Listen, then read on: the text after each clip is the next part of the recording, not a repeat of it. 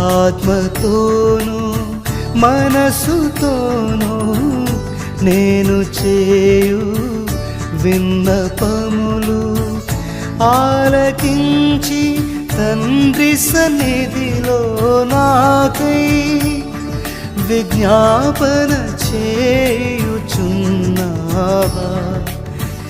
ఆలకించి తండ్రి సన్నిధిలో నాకై విజ్ఞాపన చేయుచున్నావా?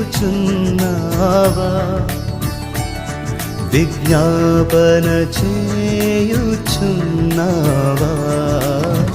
నా యేసయ్యా నా స్తుతియాగము నైవేద్యములై ధూపము వోలే నీ సన్నిధానము చేరును నిత్యము.